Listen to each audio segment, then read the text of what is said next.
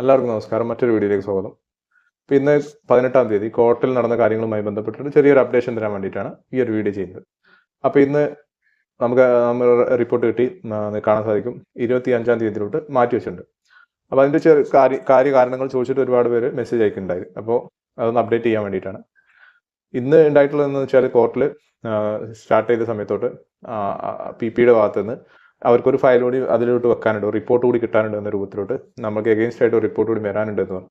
അപ്പോൾ 4 മാസമായിട്ട് ഇത് തന്നെയല്ലേ നിങ്ങൾ ചെയ്തുകൊണ്ടിരിക്കുന്നത് എന്ന രൂപത്തിലോട്ട് ഒരു ചോദ്യങ്ങളൊക്കെ വന്നു.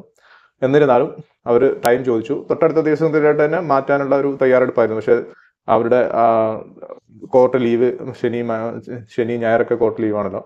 അതിനുശേഷം പിന്നെ കോടതി വക്കീലന്മാർക്കുള്ള ഒരു അസൗകര്യം എല്ലാം കൂടി കണക്കിലെടുത്തിട്ട് 25-ാം തീയതിയിലോട്ട് നമ്മുടെ കേസ് മാറ്റി വെച്ചിട്ടുണ്ട്. അപ്പോൾ അന്നത്തോട്ട് നെക്സ്റ്റ് ഹിയറിങ്ങിലോട്ട് മാറ്റിയിട്ടുണ്ട്. അപ്പോൾ നമുക്കറിയാം, ഇവിടെ ഞാൻ നോക്കി കാണുന്നത് ഹൈറിച്ചിന് എഗെയിൻസ്റ്റ് ആയിട്ടൊന്നും വന്നിട്ടില്ലല്ലോ. കോടതിയിൽ നിന്നൊന്നും റിപ്പോർട്ടോ കാര്യങ്ങളോ ഒന്നും വന്നിട്ടില്ല. അപ്പോൾ നെക്സ്റ്റ് ഒരു ഹിയറിങ്ങിലോട്ടല്ല, അവർ സമയം ചോദിക്കുമ്പോൾ അത് കൊടുക്കാതിരിക്കാം, അതൊക്കെ കോടതിയുടെ വിവേചനാധികാരമാണ്. അതിൻ്റെ ഭാഗമായിട്ട് അത് കൊടുത്തിട്ടുണ്ട്. അപ്പോൾ അവിടെ നമുക്ക് പിന്നീട് ഒരു ശബ്ദം ഉന്നയിച്ചുകൊണ്ട് എന്തിനു കൊടുത്തു അങ്ങനെ ചോദ്യം നമുക്ക് ചോദിക്കാൻ പറ്റത്തില്ല. അപ്പോൾ ആ ഒരു സംഗതിയാണ് ഇന്ന് മൊത്തത്തിലുണ്ടായിട്ടുള്ളൊരു വിഷയം. എന്തായാലും നമുക്ക് 25-ാം തീയതിയിലോട്ട് കാത്തിരിക്കാം. പിന്നെ പലതരത്തിലുള്ള കാര്യങ്ങളൊക്കെ ടാർഗറ്റ് ചെയ്തുകൊണ്ട് ഈ ഒരു 1 വീക്ക് ഗ്യാപ്പിൽ കൂടുതലായിട്ട് അവർ മറ്റുള്ളവരെ പ്രൊവോക്ക് ചെയ്യുന്ന രൂപത്തിൽ ഒരുപാട് കാര്യങ്ങൾ ചെയ്തുകൊണ്ടിരിക്കുന്നുണ്ട്.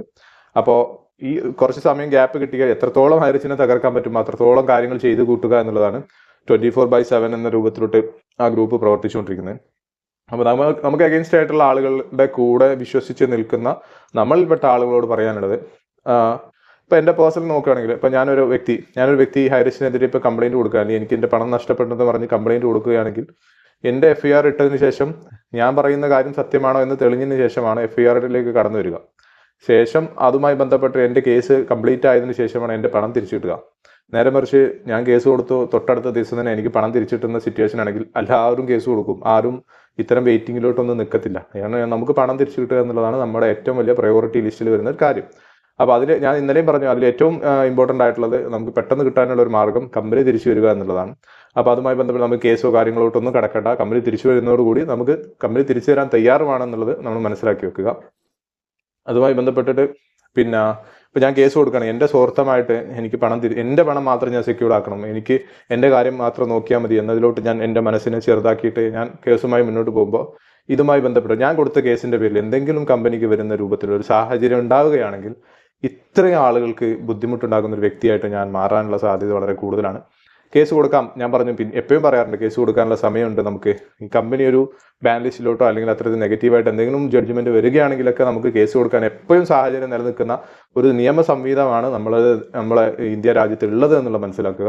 അപ്പോൾ അത്തരം കാര്യങ്ങളൊന്നും ആരും ടെൻഷൻ അടിക്കേണ്ട, വറിയാവണ്ട. നമ്മുടെ പണം ഇനിയിപ്പോൾ കേസ് കൊടുത്താലും കേസ് കൊടുത്തില്ലെങ്കിലൊക്കെ ഈ കമ്പനിയുടെ കാര്യങ്ങൾ തീർപ്പായതിനു ശേഷം മാത്രമേ നമ്മളിലേക്ക് തിരിച്ചു കിട്ടൂ എന്നുള്ളതും കൂടി മനസ്സിലാക്കുക. അപ്പോൾ എടുത്തു ചാടി ചെയ്യുന്നതിന് മുന്നേ 2 വട്ടം 3 വട്ടമെങ്കിലും ആലോചിക്കുക. ഇത്തരം കാര്യങ്ങൾ ചെയ്യുന്നതിലോട്ട് നിങ്ങൾ കടക്കുക. പിന്നെ ആരോടും കേസ് കൊടുക്കരുതെന്ന് പറയാനോ കേസ് കൊടുത്തോളി എന്ന് പറയാനോ ഞാൻ ആരുമല്ല. എന്നിലേക്ക് ആരും ഫോൺ വിളിച്ചിട്ട് ഇത്തരം കാര്യങ്ങളൊന്നും നിങ്ങൾ കേസ് കൊടുക്കുന്ന ആളുകൾക്ക് സെറ്റിൽമെന്റ് തരുന്നുള്ള ആളുകളാണെന്ന രൂപത്തിലൊക്കെ പ്രചാരണം നടക്കുന്നുണ്ട്.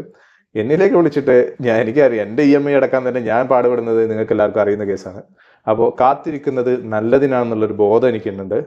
ആ ബോധത്തിൽ ഉറച്ചു നിന്നുകൊണ്ട് ഞാൻ പറയുകയാണ്, ഹൈറിച്ച് തിരിച്ചു വരിക തന്നെ ചെയ്യും.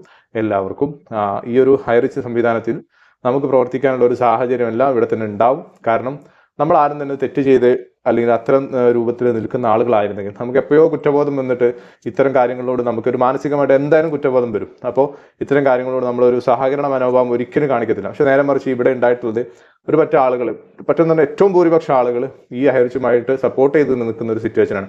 അവിടെ എന്തായാലും ഒരു പോസിറ്റീവ് അല്ലെങ്കിൽ ഒരു പ്ലസ് ഉണ്ട് എന്നുള്ളത് മനസ്സിലാക്കുക. അപ്പോൾ വളരെ കുറച്ച് പേര് മാത്രമാണ് ഈ കേസുമായിട്ട് മുന്നോട്ട് പോകുന്നു, FIRമായിട്ട് മുന്നോട്ട് പോകുന്ന ആളുകളൊക്കെ.